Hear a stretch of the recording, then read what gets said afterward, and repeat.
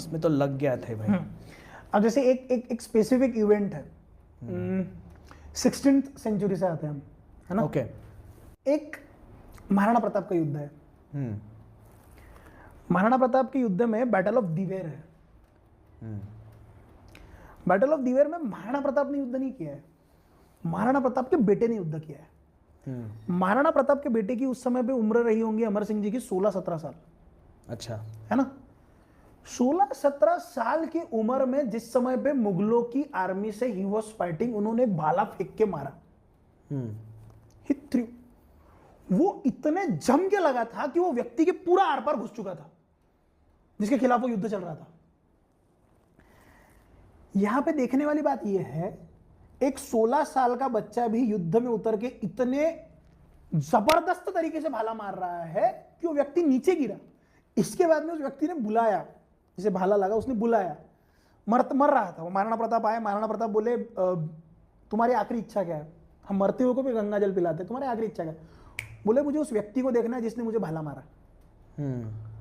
तो वहां पे अब अमर सिंह बहुत दूर थे, बोले इसको बुलाऊंगा तब तक ये गुजर जाएगा। बोले इसने मारा? बोले नहीं, जितनी हाथों में ताकत थी उस व्यक्ति की भाला मारते वक्त, ये व्यक्ति में उतनी ताकत नहीं है। अमर सिंह को बुलाया गया। 16 साल का बच्चा भी, अच्छा यहां तक कि जिस व्यक्ति को भाला मारा, मुझे वो नाम याद नहीं आ रहा है उसका भी, वो कमेंट्स में बताएंगे लोग आपको, ठीक है? जिसको भाला मारा, ही वॉज 6 फीट, मोटा माटा, एकदम हेल्दी। सट्ट से भाला पड़ा, हाथी से नीचे गिरे वो। अच्छा। सो आपको फिजिकल रिक्वायरमेंट आपकी कितनी जबरदस्त रही होंगी। The force. हल्दी घाटी का युद्ध जिस समय पे हो रहा है, हल्दी घाटी के युद्ध में आपके साथ में जब इतने मुगल लड़ रहे हैं, वो मुगल लड़ते वक्त मुगलों ने ये डिस्क्राइब करके रखा है कि राजपूतों की सेना ने इतने फोर्सफुली अटैक किया था, इतने स्विफ्ट और इतने स्पीड में अटैक किया था कि यदि उस समय पे पीछे से बदायूनी ने बजाते हुए, मतलब हुआ ऐसा कि वो जब युद्ध हुआ, उस युद्ध में त्रिकोणी युद्ध होता है हमेशा, मतलब आप त्रिकोणी व्यू लेते हो कि कोई यहां से जाएगा, कोई यहां से जाएगा, हम बीच में से जाएंगे। अच्छा। अब इतनी सेना ही नहीं थी। बोले इतनी सेना नहीं है। अब हमारे लोगों का एक सबसे बड़ा वर्चस्व देखो आप कि भाई 200 लोग 1000 से लड़ रहे, 300 लोग 10,000 से लड़ रहे, 500 लोग 6,000 से लड़ रहे। हमारे पास में त्रिकोणी सेना बनाने के लिए काम नहीं है सर। हमें पहला युद्ध करना है और इतने स्पीड में करना है। घोड़ा चलाते वक्त आपका फिटनेस कितना होना चाहिए? वो पहला वॉर इतने स्विफ्टली हुआ था, इतने स्पीड में हुआ था कि बदायूनी भी लिखता है कि भाई अगर उस समय पे यदि पीछे एक व्यक्ति ने ढोल बजाना शुरू किया और उसने ये कहा कि अकबर स्वयं युद्ध में आ रहा है, मुगलों की सेना पलट चुकी थी पीछे कि अब हम जीतने नहीं वाले, पीछे जाना शुरू किया था। वो इतने स्विफ्ट और इतने स्पीड में युद्ध हुआ था। अब उसके लिए फिटनेस की रिक्वायरमेंट कितनी रहेंगी आप सोचो। एक और इंसिडेंट बताता हूं मैं आपको। जिस समय पे अफजल खान आ रहा था ना, अफजल खान आते वक्त छत्रपति शिवाजी महाराज ने 6 महीने तक उसको रोक के रखा था, मुझे उसको लाने मत दे। That was psychological war as well, but along with that, क्या वो सिर्फ साइकोलॉजिकल वॉर था? नहीं। शिवाजी महाराज के बारे में ये स्पेसिफिकली लिख के रखा गया है कि शिवाजी महाराज दिन में सिर्फ एक बार खाना खाते थे। ये स्पेसिफिकली लिखा गया है। ये बहुत ब्रिटिशर्स के अकाउंट में भी मिला हुआ है कि शिवाजी महाराज दिन में ज्यादा नहीं खाते थे, वंस। और फिर अगर कुछ खाना होगा तो फ्रूट वो खा लेंगे। 1 मील अ डे।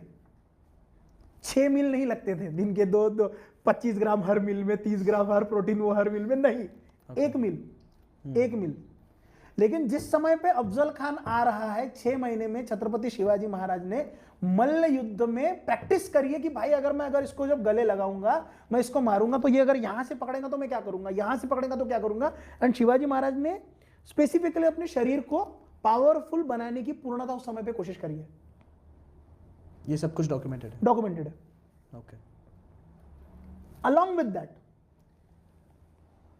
मराठास दिन भर प्रैक्टिस करने की कोशिश करते थे कि भाई 300 लोग अगर 5000 के सामने खड़े हैं, सो ऐसा समझो एक व्यक्ति 10 से लड़ेगा। अगर एक व्यक्ति 10 से लड़ रहा है, एक व्यक्ति गिरा, तो दूसरे व्यक्ति पे जिम्मेदारी आएंगी कि उसको 20 से लड़ना पड़ेगा। अगर आप 20 व्यक्तियों से लड़ रहे हो, आप वो डंडा जो होता है ना, मैं चैलेंज कर सकता हूं वो डंडा 5 मिनट के ऊपर कोई घुमा नहीं सकता। जिम में जाने वाला व्यक्ति भी थक जाएगा हाथ, थक जाएगा हाथ। आपको 20 लोगों से लड़ना है, 1 घंटा 2 घंटा 3 घंटा आपको कंटिन्यू लड़ते रहना है। उस लड़ाई में आपका फिटनेस किस तरह से होना चाहिए सर? एंड नॉट जस्ट 20 22 25 साल का कोई लड़का, बाजी प्रभु देशपांडे, वो पावन खिंड का युद्ध चल रहा है, 9 घंटे की लड़ाई है वो, 45 साल की उम्र है, उसके पहले 12 घंटे वो कंटिन्यू चल के आए हुए लोग हैं। रात को आप लोग एक तकरीबन आखिरी प्रहर जो होता है उसमें आप निकले हो, लास्ट सेकंड प्रहर, मतलब रात को 8-9 बजे पैदल चल के आए हो, क्योंकि घोड़ों से आओगे तो आवाज आएगी। पैदल चल के आए हो, पावन खिंड में रुके हुए हो।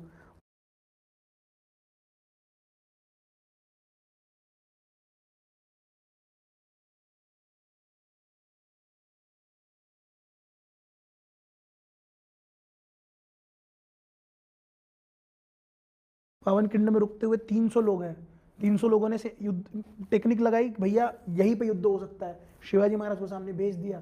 भेजने के बाद में सबको पता है डेथ पक्की है, डेथ पक्की है, यहां से जाएंगे नहीं। लेकिन कब तक पक्की है?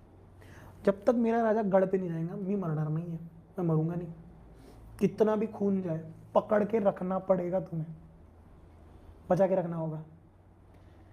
प्लान ये था 3 घंटे में राजे विशालगढ़ पे पहुंच जाएंगे, 3 घंटे में।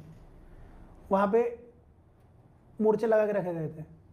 शिवाजी महाराज को जो 3 या 4 घंटे का प्लान था, 9 बजे सुबह 9 बजे तक वहां पे वो थे, 12 घंटे चल के आए हो।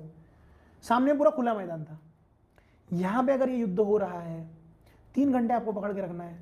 लेकिन 3 घंटे में अगर ये नहीं हुआ तो क्या? 3 घंटे का युद्ध 9 घंटे तक हुआ। 45 साल का व्यक्ति, हाथ में 2.5 किलो के 2 दंड पट्टे, ऐसा समझो 2.5 3.5 4 किलो तक वो हो सकता है, ऊपर नीचे जाता था। लेकिन मैंने किसी समय पे कहा था कि 6.5 किलो 15 किलो का सिलेंडर शायद कम ज्यादा हो सकता है, मेरी स्टडीज जब पढ़ती है। लेकिन फिर भी 2.5 3 किलो के 2 दंड पट्टे हाथ में लेके चलना। अब 2.5 किलो का डंबल भी 100 200 300 रेपिटेशन के ऊपर नहीं जा पाएंगे आप। आपको उसे घुमाना है।